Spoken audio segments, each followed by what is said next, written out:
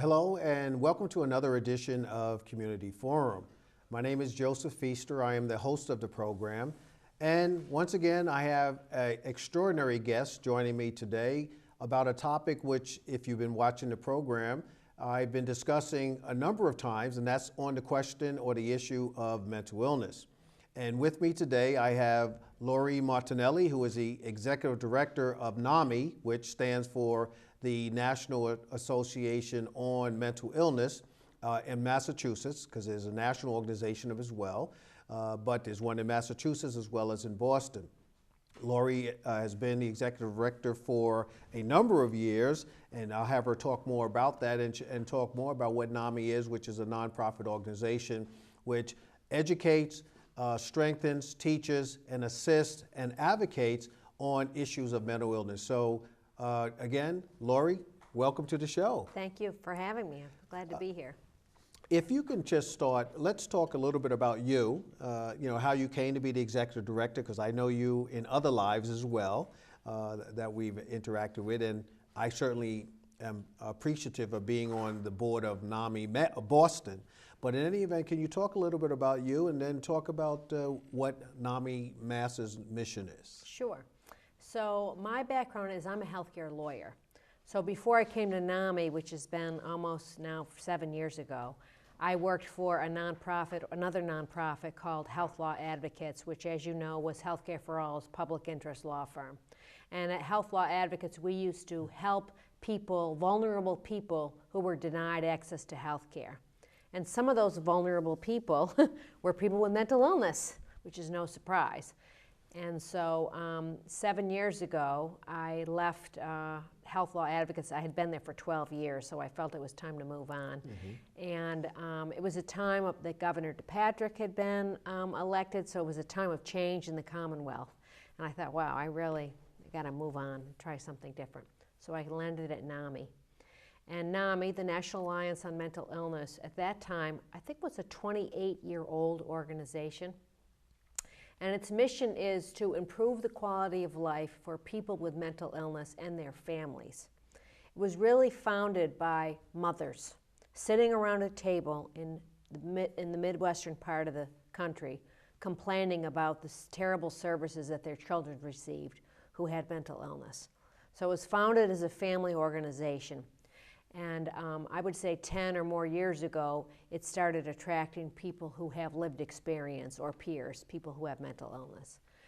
But as I said, its mission remains the same, is really to improve the quality of life for both the family members and for the person with mental illness. Now, while you are the Executive Director of NAMI Mass, it is a national organization. As you said, it began by mothers sitting around the table in the Midwest. How widespread nationally is NAMI? Yep. Okay, so yes, every state has a NAMI. There's a state office in every state. There's a national NAMI in Arlington, Virginia, right outside of Washington, D.C. And here in Massachusetts, just to give you an example, we have 20 local chapters. You mentioned that you're part of NAMI Boston. We call our local chapters affiliates. We have 20 Yes. local affiliates. So that is what Massachusetts is made up of, the state office and 20 local affiliate chapters. And other states like California, which is a huge state, has 60 local NAMI affiliates. Okay. So just to give you an example, and some states have very few, more rural states have few. Now, as the statewide chapter, looking at overseeing all of us affiliates, can you talk about how you interrelate there, what types of conferences and things you do have, and then go right into the programs which NAMI Mass offers? Sure. I would say the real grassroots reach of NAMI is our affiliates. So the affiliates that are out there in Pittsfield, up in Gloucester, in Boston, as you said, you're involved in, on the Cape, they're really involved with different programs, education programs to raise awareness about mental illness and all the issues that go around with mental illness. Most of our affiliates are run by volunteers. It's a real volunteer organization. But we have about 3,000 members statewide. Wow. Okay. So we work with our affiliates in a number of ways. We try to just support them and strengthen them if they're having programs at the grassroots level, and they would like the state office to be part of that, we certainly want to help do that. We promote their work on our website, in our e-blasts, and our calendars, and so forth. But then our educational programs that we offer, all of which are free to the people who take the programs. Not free to us, but we offer them at no cost. And those programs, many of them are offered through the affiliates. Could you, well, one last piece I want to ask about it. I know you have, and I had the pleasure of attending, a conference here in Massachusetts. Could you talk a little bit about that whole process? Sure. Are you talking about our statewide conference? Conference, yes. So every year in the fall, and last year the one you attended was at Lombardo's in Randolph, close by. We have a NAMI Mass conference with different workshops that address different areas of mental illness. And last year we had Dr. David Henderson, who's a psychiatrist from Mass General, as our keynote speaker. So he sort of sets the tone for the day. And then we offered 5 different workshops, and everything from relaxation techniques to Kitty Dukakis did a workshop on electroshock therapy and what that means, and all the negative connotations that people have in their minds from One Flew Over the Cuckoo's Nest. All of it is untrue, and she was trying to dispel those myths in a workshop that she did on ECT. And then we break for lunch, and then we have a series of workshops in the afternoon as well. What I'd like to emphasize from what I saw, and certainly what I've become aware of by being involved with NAMI Boston and with you in terms of NAMI Massachusetts, is this. And I just want to underscore this for the audience.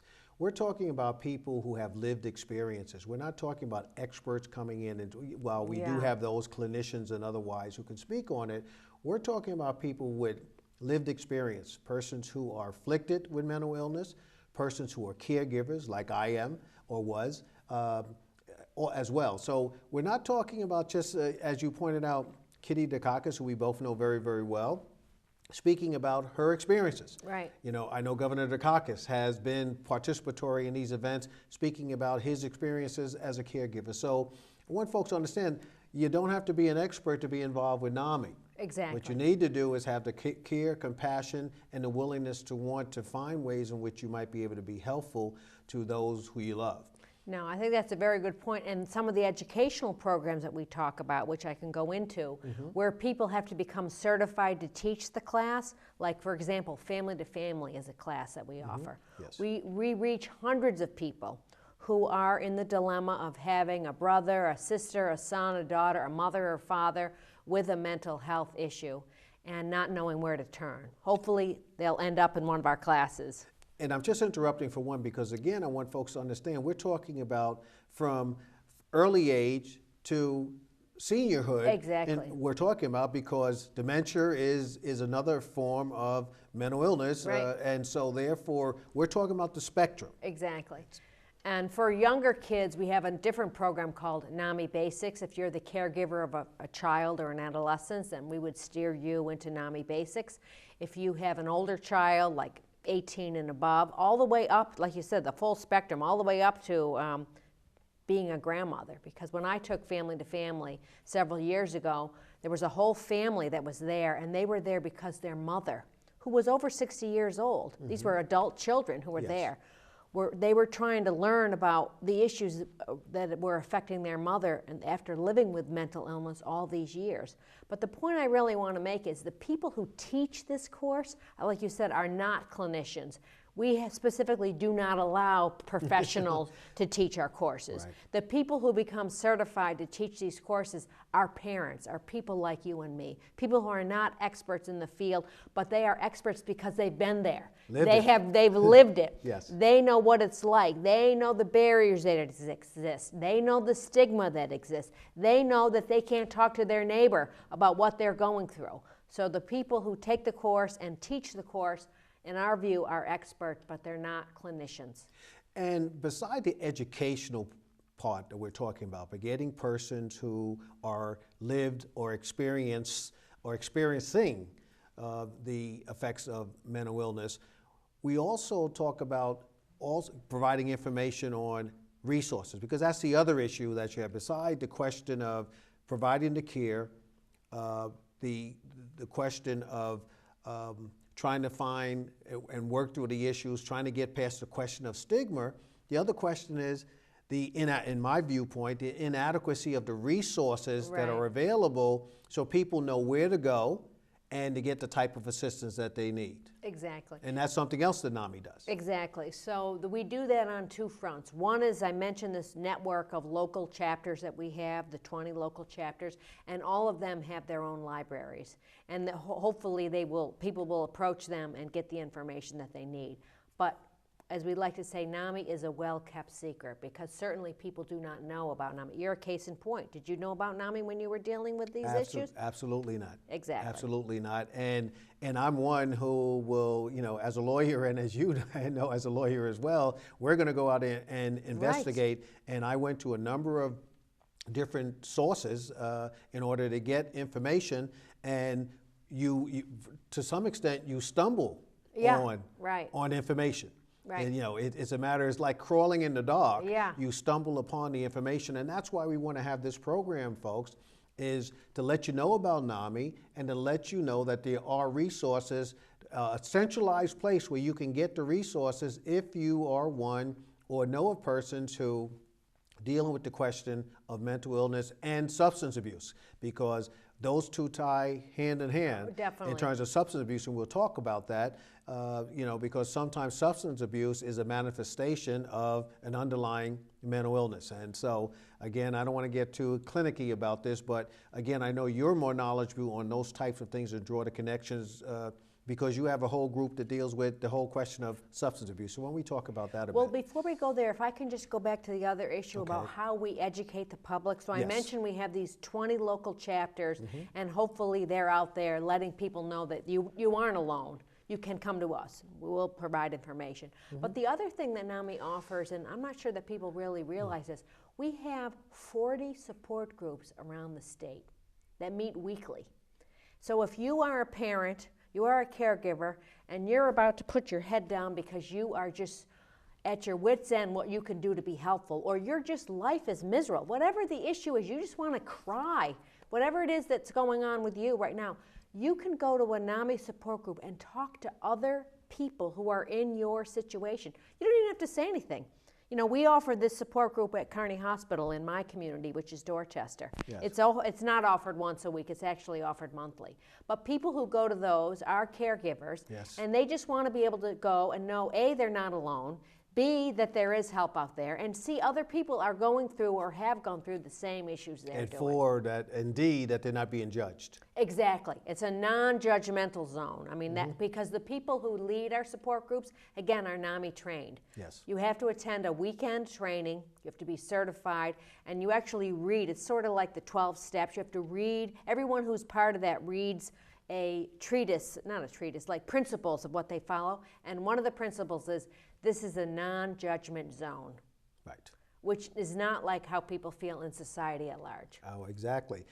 One program you didn't mention, which I had an opportunity to experience recently at a conference which you and I both attended, and this is the one of In Our Own Voices. Yeah. Can you talk about that a little bit? Yeah, so we have this great program, and I should say that all these programs are on our website, so people can get that information. And folks, you'll get that website shortly when we put up the information on about NAMI. Great. Okay, and so that program, it's another signature program. We call signature programs the programs that are developed at NAMI National, and then they're funneled to the states through NAMI. So it's called In Our Own Voice, and two people tell their recovery story. And yes, you saw it recently, Joseph. You saw how powerful it is. It's a 1-hour program. And two people, it's accompanied by a video from NAMI National, but it's a short video, and the video has vignettes. One woman is an ER doctor, and you're thinking to yourself, how can an ER doctor have schizophrenia? That's what people think. Exactly. That's only certain people get afflicted with mental illness. Exactly. And those are the people that there's some character flaw. That's right. That they brought it on themselves. That's right. So those are all the myths that we're trying to dispel. And that's why we call In Our Own Voice a real stigma buster. So if you're interested in having In Our Own Voice shown at your church, where you work, we will do it in front of a group, any group that has 10 or more people. we would like to show that program. Well, you know, I'm going to ask my great producer, Roy Cohen, if we have the video, if it's ready, and we have the video which involves former Congressman Patrick Kennedy, if that's available, we'd like to bring it up now. If not, then we'll just move on with a little bit more discussion. But it's ready. If it's ready, why don't we bring that forth? Yeah. In our country, to end the marginalization of people who suffer from these illnesses. Because what we end up doing is adding insult to injury. So it's not enough that people are facing a biologically based illness, no different than any other illness, but they have to suffer the discrimination that accompanies those illnesses. I'm a very public face of recovery, and I'm in recovery today. I've been to inpatient treatment for addiction. I've been to outpatient treatment for depression and bipolar. I spent years parking my car 4 blocks away from my psychotherapist's office because I was ashamed to have anyone know that, yes, that was my car in front of the psychiatrist's office. So like everybody else, I was not only facing an illness, but I was facing the stigma. I love NAMI. I love every organization that tries to advance the cause of people who are suffering from mental illness. NAMI really understands that we not only have to advance treatment, but in order to do that, we have to end stigma. They are the preeminent organization in advocating for a new paradigm to treating people the same way we would expect to be treated for any other illness of the body. Mr. Speaker, I rise in support of H.R. 6983. I was honored to be the sponsor of the Mental Health Parity and Addiction Equity Act in Congress. We would not have passed parity had it not been for the advocacy of groups like NAMI, who mobilized their national network to get people to speak up against stigma, speak up against discrimination, and say we have to end the way people are being marginalized in our country because of their illness. NAMI's about kicking down the doors and opening up the light of day. We're all focused on this together, and we all have a vested interest in working together. It begins with people taking that first step, literally in a walk, but also figuratively in the change that takes place from that walk to change the world around them. These are Americans of all color, creed, gender, and religion and ethnicity. You know what? They have one thing in common. They're being marginalized because their illness occurs in the brain as opposed to any other organ of the body. That doesn't make any sense, and we have to change it. NAMI works on changing it, and I love NAMI for that.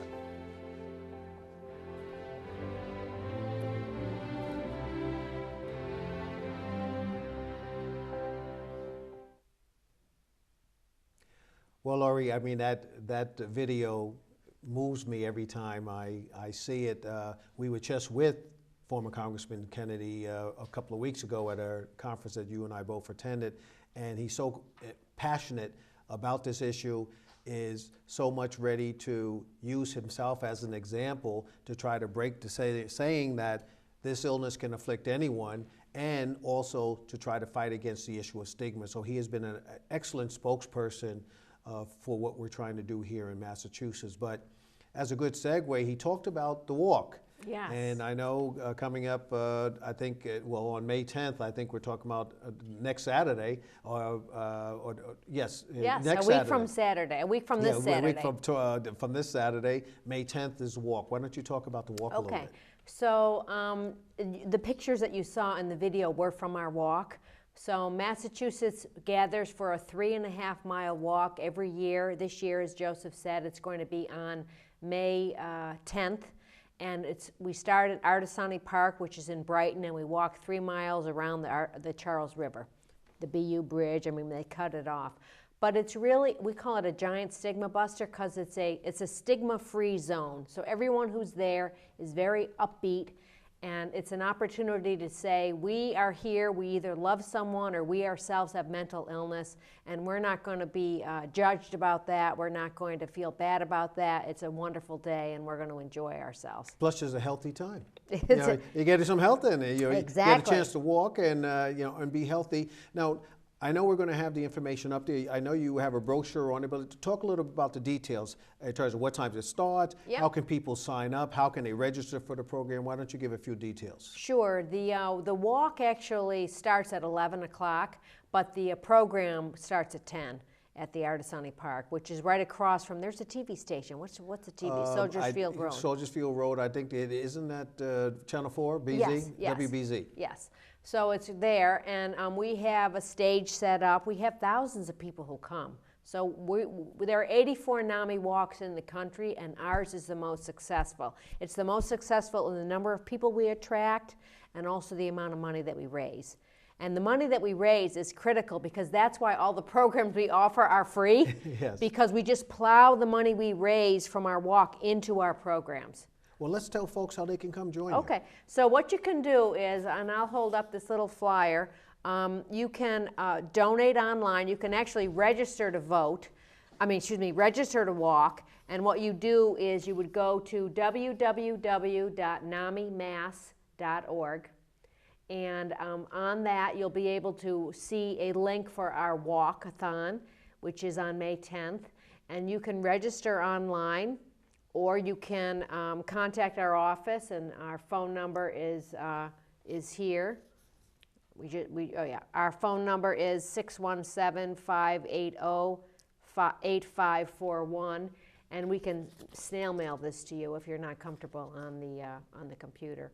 But basically what we want people to do is register as a walk captain and show up and walk with their friends, with their family members, with their colleagues, their work colleagues, and hopefully be able to raise money. And it's not too late, folks. It's not too late for you definitely. to do this. You can contact NAMI Walk. When I give about our sponsors later on in the program, you'll get the detailed information there. You certainly can Google and get the number. If you forget all of this for NAMI Mass, you can find how to get to Laurie, get to NAMI Mass. NAMI Walk is what it is. I'm supporting it. I'm encouraging you to do so. I think it's such an important issue that we must come out and fight the stigma, get some exercise, have a good time, and also to spread the message. So, yes. I mean, those are all the ingredients that I think are positive, and hopefully by then, let me see if we can make a prediction. It's going to be a bright, sunny day. It always is. Right, bright, sunny day. We never have rain. And it's registrations at 9, the programs at 10, the walk is at 11, yep. And you'll be amongst people who will share the similar types of concerns. I'm going to go to our sponsors, but I'm going to come back because we'll see if we can talk about some of the fundraising beyond this that we're trying to do. We'll talk about how people can become members. And we've done the NAMI Walk. So I think that while we've eclipsed this program a little bit, we're getting all the issues in, Laurie. So let me go now to our sponsors, and so that we can keep them happy and to make sure that we have this program going forward in the future. So we'll be right back. As you see, we have the information on how to reach Laurie, Martinelli, and NAMI. They're located in the Schrafft Center in Charlestown. Phone number is 617-580-8541. You can get to Laurie directly, but I want to focus upon your checking out the walk. And you can check out the website at www.namiwalks.org/Massachusetts. Give pints for half pints. SHRM's 6th annual blood drive for Children's Hospital in memory of Fran Stetson. And knew Fran very, very well. She worked at Town Hall for many, many years, was a town meeting member also. This is hosted by SHRM's Auto Body in Stoughton. It is on Sunday, June 1st from 8 a.m. to 4 p.m. Breakfast and lunch will be served. And if I don't pronounce this correctly, my friends from Portugal do not hold this against me, but it's Sociedade Filarmónica de São João Club at 845 Washington Street in Stoughton. Well, this congratulation is just a further manifestation of how you will use your body appropriately and both look at exercise and walking, as we talked about, so people can come down and have the walk that we just mentioned for NAMI.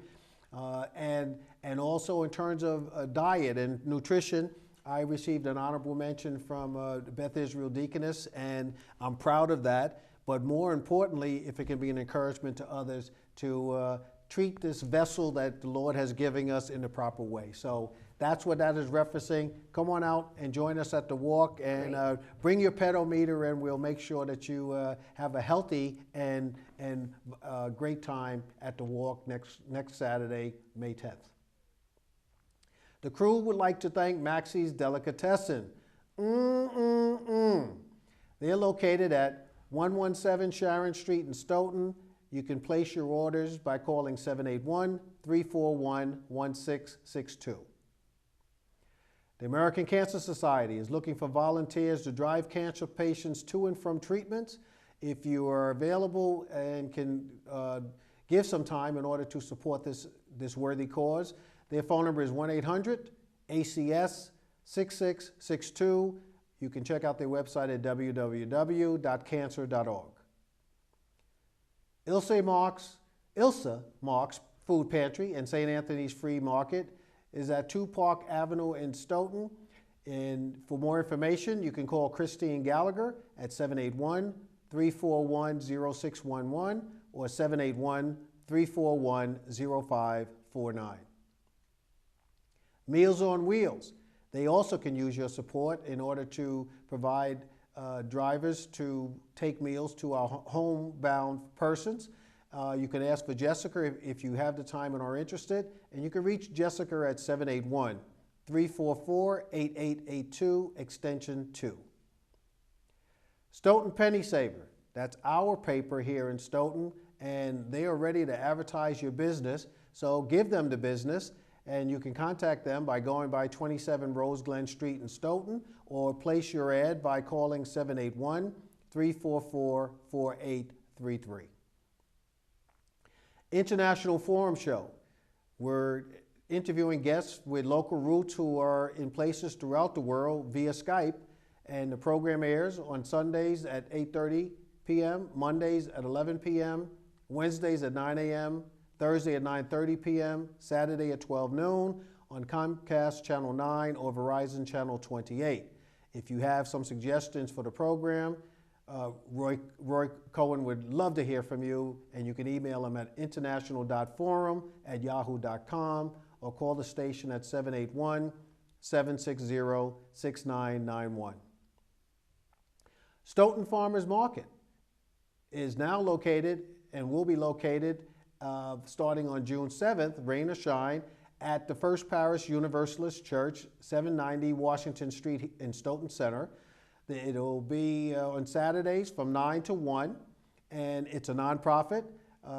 It's run by volunteers, and right now they have 3 farms who are participating, 2 bakeries, and more. And there's live music. May even give you an opportunity to sing some karaoke or something. So come on out and join them. That starts on June 7th.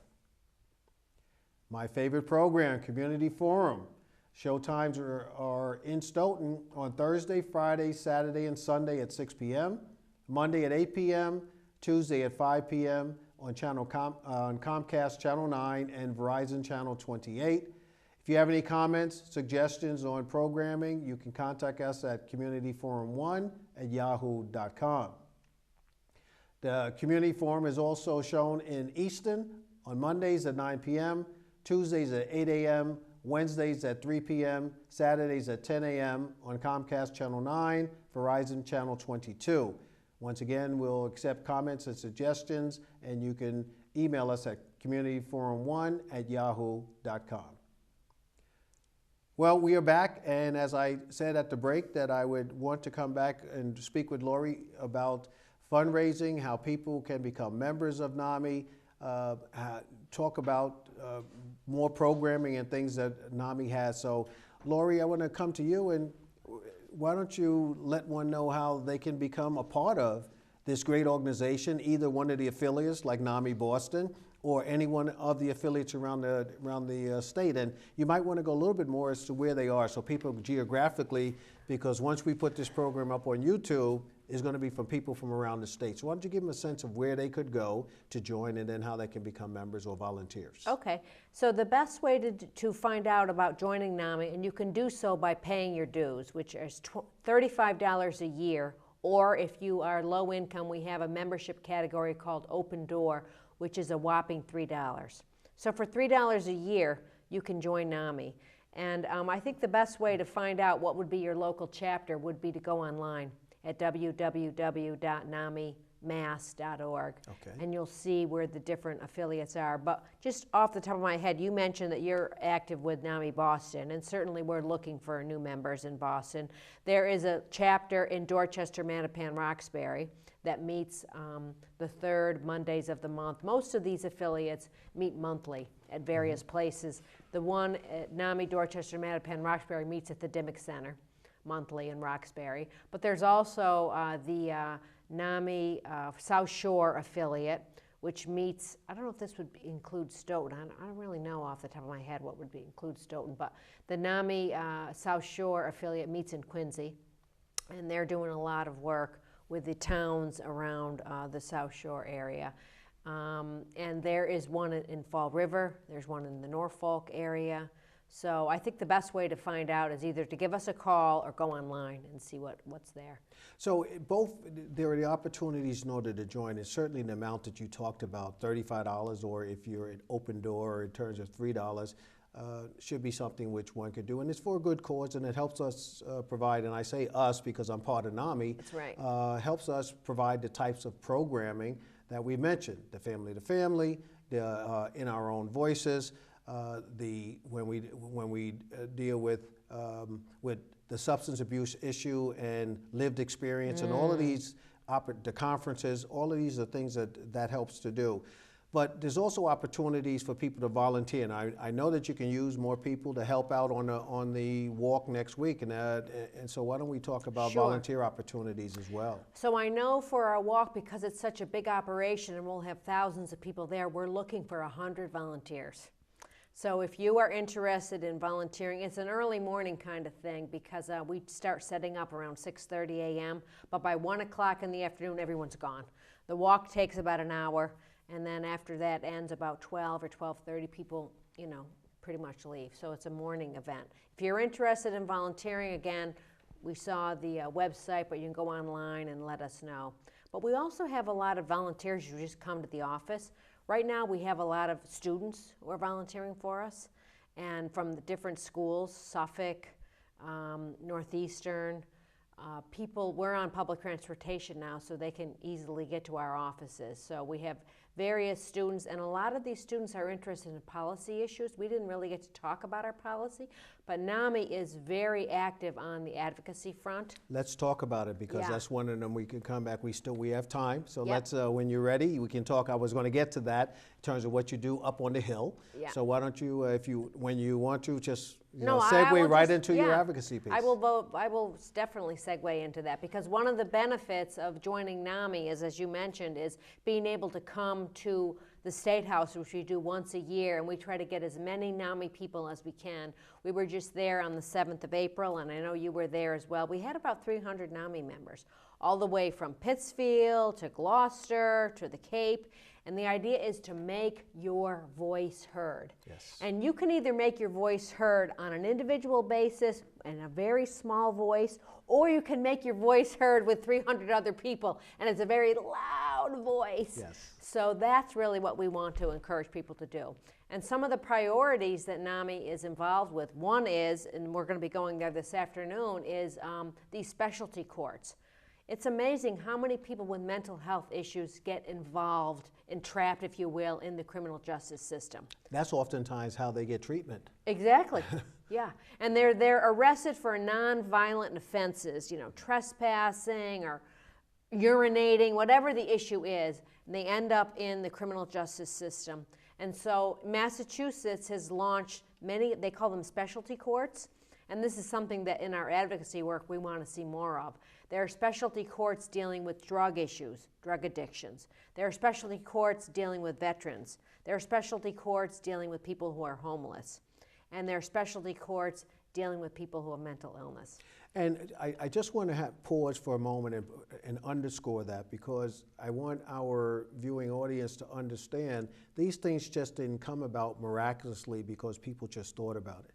what is happening, and Laurie and I are going to be visiting, and probably by the time this program airs, we will have already been there, but we are going down to the Plymouth Mental Health Court, which Judge Minahan is the presiding justice over. And what this is, you want to have those who have a sensitivity, and they will look at alternative means other than incarceration. Definitely. In order to treat this cohort, this specified population. And in the case, it could be a person with mental illness. There's the Veterans Court, there's a drug court, because they're recognizing that the criminality of this is not necessarily the issue, it's the underlying issues which may be the root or the cause, and the courts want to focus on that. And that's largely, again, not strictly because of the work of NAMI, but NAMI was definitely a part of that advocacy. Definitely. And the case that comes to mind is a woman, a mom from NAMI Dorchester, Mattapan Roxbury, who lives in Dorchester, actually, and her son, who has mental illness, got a letter from Social Security saying that his rep payee amount of money has been changed, and he was confused. He goes to his bank and brought in an electrical outlet with him. I don't know why he did, but he shows up the bank with this, shows it to the bank teller, and he's talking about this. She can't follow him. She's upset. He has an electrical cord, which is totally harmless. He leaves. She calls the police. The police show up. They have all his information. They know because he does his banking there. Right. They go to his house and they arrest the kid. Yes. And so he's in the system. But you know, his mother was very happy he's going to be in the mental health system because for a year now she's been trying to get treatment for her son. And they can hold over his head, we're going to put you in jail or you're going to be part of this treatment system. And that's the unfortunate part. When I mentioned earlier about the inefficiency of the system, and I'm not critical of the efforts that are being made. I mean, we expend dollars for a lot of different issues. It is tough as to where the dollars should be expended when you look at a total budget. But certainly, as one who has, as a caregiver and living it, and not so much in terms of the criminal justice system, but more importantly, just getting resources at all, trying to find a treatment, trying to get, if there are those persons, if you're having persons who are having episodes, and how do you do if you call the police, or in certain communities they have a program set up where there's a recognition that one is going through a mental health crises, and they will handle it differently so that there is not a situation where somebody will potentially get injured, as we've seen in many instances, in either police officers being injured or the person being injured. But what we're talking about is, the unfortunate part is sometimes people will commit these things just to be put in jail because that's the only place where they can receive treatment, and that's very unfortunate. Yes, and I would say that our largest mental health hospitals now are our jails and prisons. That is a sad commentary, not only here in Massachusetts, but all over the nation.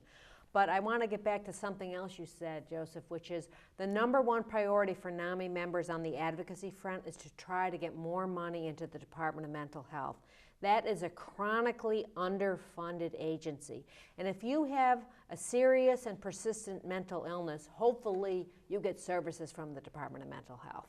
And many of our NAMI members do get services from the Department of Health, and because it's always chronically underfunded, we are always fighting to get more money into the Department of Mental Health. Well, one thing we know is there are insufficient beds. Yeah. So if one has a mental crisis, you take them to the emergency room.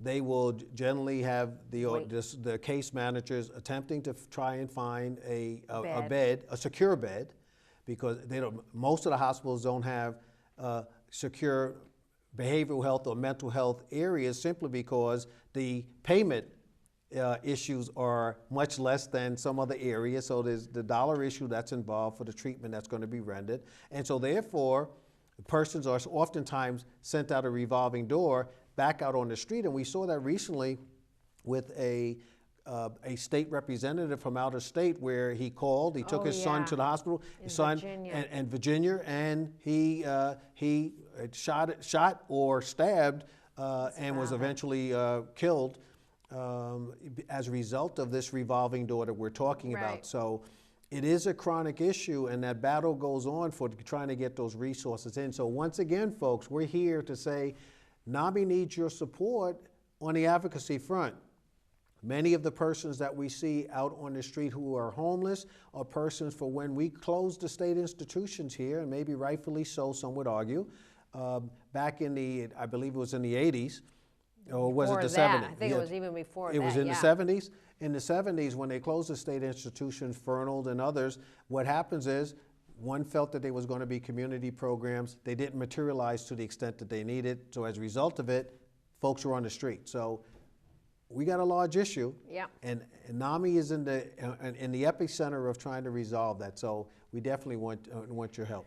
And I think a point to make on the advocacy front is, while certainly hospital beds, psychiatric beds are very difficult to come by, as you said, but also if your loved one or if you yourself don't need to be in a hospital, because we want to try, recovery is about getting people out of hospitals, yes, into the community. They might need supported housing, they might need supported employment, they need help. And so that's what the Department of Mental Health is designed to do, but without the adequate funds, they can't provide the community services that need to exist. The outpatient clinics, the partial hospitals, the respite beds, all the places short of going to the hospital that need to exist in the community so that people can find those services. They are very difficult to find.